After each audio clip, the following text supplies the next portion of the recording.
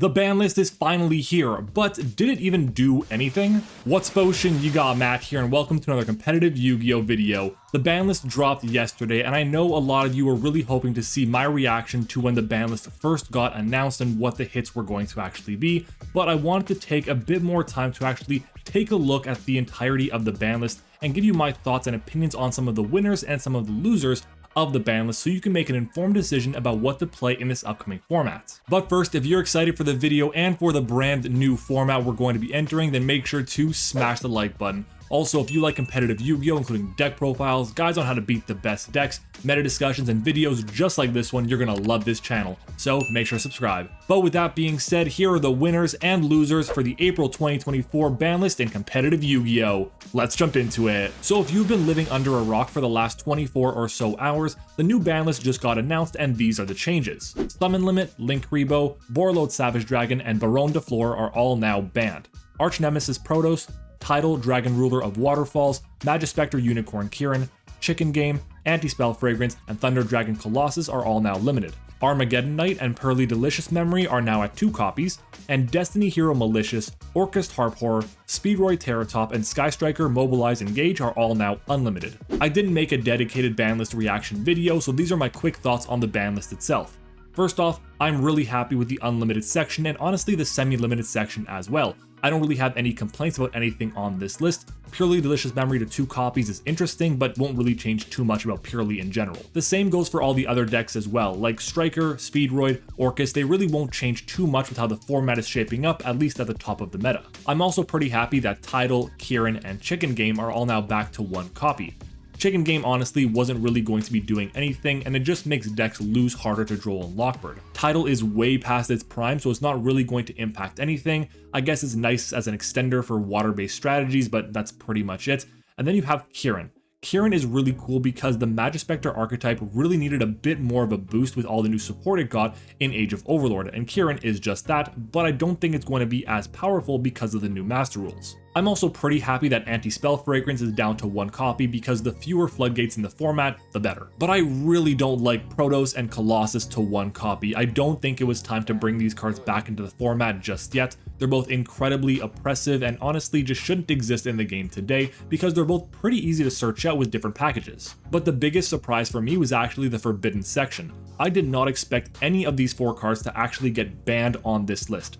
I did kind of expect Linkuriboh to eventually get banned, but I thought it would be in the ban list after this one, and Summon Limit I thought was going to kind of go the same way as all the other floodgates and just go to 1 copy and not go to directly 0, which was a bit surprising. But the biggest surprise for me was definitely Borreload Savage Dragon and Baronne de Fleur getting banned. I did not expect this at all, but I guess generic, easily accessible level 10 and 8 synchros that offer Omni Negation is just way too powerful. They also just became so incredibly accessible to the entire player base thanks to Rarity Collection, so now no one has to really complain that their expensive card got hit. I'm a little disappointed that they got banned because I'm easily able to make Baronne and Borreload Savage Dragon in Dragon Link, which is one of my favorite decks of all time, so while I am disappointed, I do actually understand the hit. I'm not really going to dwell on what wasn't changed on the ban list, MISC, because I think the ban list overall is solid. They didn't focus on archetypal cards, they really went after more extra deck generic cards in the format and floodgates, which make the game so much more oppressive and really promote a bit more creativity in the format as well, which I can respect. But with that being said, let's jump into our first winner.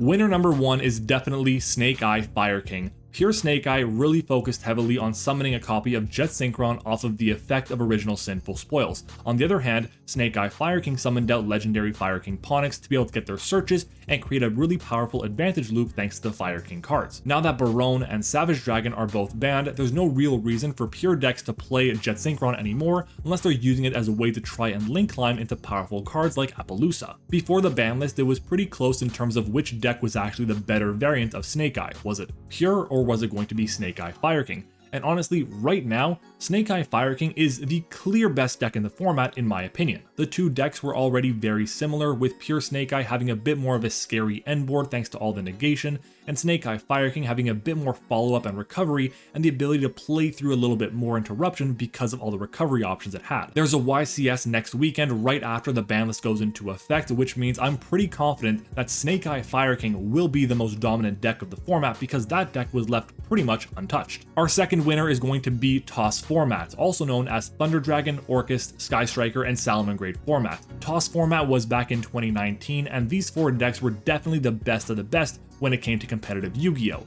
And now that Thunder Dragon Colossus is no longer on the ban list, every single Toss deck is now basically at full power. I say basically because Colossus at 1 is fine, it was at 3 for a period of time in Toss format, but right now, Orcust is pretty much at full power, Salamangreat as well, and then of course Sky Striker just got back their 3rd copy of Engage as well. Do I realistically think that any of the Toss format decks are going to be top tier? Not at all, but I do think they all have the power to compete against a lot of the decks in the format today. Our next winner is going second cards. Cards like Evenly Matched, Lightning Storm, even cards like Triple Tactic Talents have all become so much better, specifically because they are not monster effects. Because all the easily accessible Omni Negates are now banned, it makes it a lot easier to resolve the effect of Evenly Matched or Lightning Storm against your opponent. Meaning, going second has become a lot more powerful. In previous formats, cards like Evenly Matched were always pretty good because they forced out negation in Baronne de Fleur, for example. But in this new format, it's going to be a lot harder to find good spell and trap negation to handle these going second cards. Let's just take Evenly Matched for example. If you want to play around Evenly Matched now, you have basically 3 options. The first option is to be more careful about the cards you place on the board, while the second option is going to be to focus on summoning out more generic spell and trap negation, like something like FA Dawn Dragster, which is not always accessible to a lot of decks. And the third option is going to be to have SP Little Knight to be able to dodge cards like Evenly Matched at least a little bit. The problem with that is that if you hold back because you're worried about Evenly Matched, your opponent can possibly just break your entire board with just their engine. It's also tough because not everyone can access the extra deck in the same way. Some decks just don't have the ability to access certain levels or ranks of the Synchro and Xyz pool to get access to spell and trap negation. And of course, SP Little Knight is still pricing some players out of the game entirely. To make a long story short, going second board breaker cards have become so much stronger in this format. Our next winner is Nibiru. Nib is a huge winner for this specific ban list because how many times have you had Nibiru in your hand and just waiting to summon it on your opponent's turn, only for them to make Baronne on their 5th summon or earlier, and then you just can't use it at all? Or you need to have a copy of Infinite Impermanence or Effect Veiler to negate the Baronne. Having Nib now means that you can almost always get rid of your opponent's entire board unless they have some sort of archetypal based monster negation, which is not always going to be the case, or if they can make something like a generic rank 8 like number 90. Nibiru is a big winner because it's now so much easier to deal with your opponent's entire board, considering that Baronne is no longer in the game. I have 2 other winners I wanted to shout out, but they're not going to be as significant as the others in my opinion. The first of which is going to be Labyrinth. Lab is a small winner for this ban list, mostly because the deck itself had lost a lot of popularity when all the fire stuff really started taking off in February. But since then, Labyrinth has started to see a bit more representation over the past couple of weeks, even topping and winning multiple regional events. Now that one of the best fire decks in the format has been hit significantly, being pure Fire Snake Eye, the deck itself will perform even better because that was one of its harder matchups. It's still very weak against Snake Eye Fire King, but I do think it'll have a bit more success in this upcoming format than it did in the previous one. And our last mini winner is actually going to be Branded. Yup, Branded, a deck that's been performing pretty well in this existing format, is going to be, in my opinion, even better. The reason I think it's actually a winner in this situation is because Albion the Sanctifier Dragon is still legal. A lot of players were hoping that this card would get banned because it is a really strong and annoying card.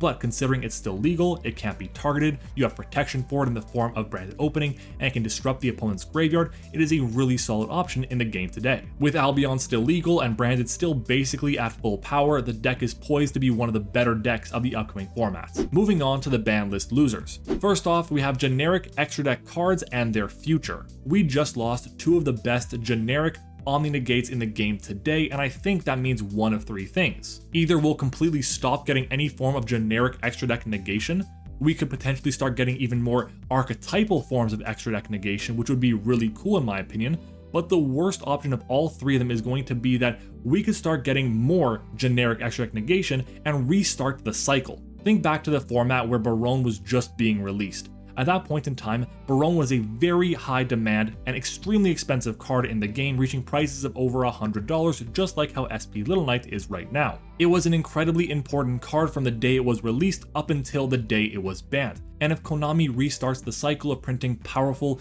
generic, expensive extra deck negation and then banning it a few years later, we're just going to be back in the same place we started right now. My personal preference is that we stop going for more generic extra deck forms of negation like Barone and Savage Dragon and focus more on cards that don't necessarily negate but can still play around these cards in general. Our next Banlist loser is actually going to be Floodgates, which might sound a bit weird considering that Protoss and Colossus are both Floodgate cards. But when I'm talking about Floodgates, I really mean more traditional, easily accessible Floodgates that pretty much any deck can play. Summon Limit, Anti-Spell Fragrance, Gozen Match, Peekaboo, Rivalry of Warlords have all been hit in some way, which is great for the game. Players can no longer just side in a bunch of Floodgates, flip them up on their opponent's turn and say, you know what, if you have the out, great, but if you don't, I win the duel, which I think is a great thing. So while Floodgates themselves are losers, I think it's a good thing for us as players. Our next loser is going to be kind of specific, but any deck that needs Barone de Fleur as their end board piece is a loser in this format. Think of a deck like Sword Soul, for example. Sure, they can put up other level 10 synchros, but if they're not going to put up a copy of Barone, most of the time their end board is going to consist of a Nibiru token, and that's pretty much it. Some people might think that applies to Dragon decks as well because Warlord, Savage Dragon, and Barone were both part of traditional end boards, but I think the deck will kind of evolve and become a bit more focused on Bestial Dispatter, Hieratic Seal, Heavenly Spheres, and of course the copy of Boral and Dragon instead, which is arguably going to be better than those cards. And the last loser I wanted to talk about is going to be us, the players. Specifically the players who are attending YCS Raleigh, which is happening in 1 week. And the reason why is because we are getting this ban list so soon before the YCS starts, which is a huge mistake in my opinion. Think about all the testing and planning that people are going through to actually build a solid and competitive deck for this format. And then just like that entire deck could be gone. The worst part is because it's a YCS, a lot of people could be flying down to the event and make sure that they can attend and see their friends and make a whole weekend out of it. But with their deck being hit, it's very likely they don't enjoy the format as much anymore, and it kind of ruins the experience as a whole. If we got this ban list 2-3 weeks ago when players had more time to test the actual ban list themselves and prepare for YCS Raleigh, then I think this format would be a lot more exciting for a lot of people, and people wouldn't be as disappointed with the ban list, to say the least. In the long run, do I think that us, the players, are going to be losers when it comes to this ban list? Not at all. I think this ban list does a lot of really good things. It does some pretty bad things too, with Colossus and Protoss being around still, but at the end of the day, those cards are going to be a lot harder to resolve now than they were in the past. For those attending the YCS next weekend, I'm really sorry that a lot of your planning has kind of gone down the drain because of the ban list, but with Legacy of Destruction just around the corner and all the cards being released in that set, I think this ban list will actually make the format pretty exciting. And that's going to wrap it up for this video, but before you leave, make sure to let me know down in the comments what your thoughts are on this ban list itself. Did you like it? Did you hate it? What decks do you think will be really good in the next format, and what decks do you think got significantly worse? I'd love to hear it down in the comments. You've made it this far, which means you must have enjoyed it, so make sure to smash the like button, and of course subscribe to the channel for more amazing competitive Yu-Gi-Oh videos. Also follow me on Twitter and join the Discord server, both of which are linked in the description. Thank you for watching, I hope you enjoyed it, and I'll see you all next time.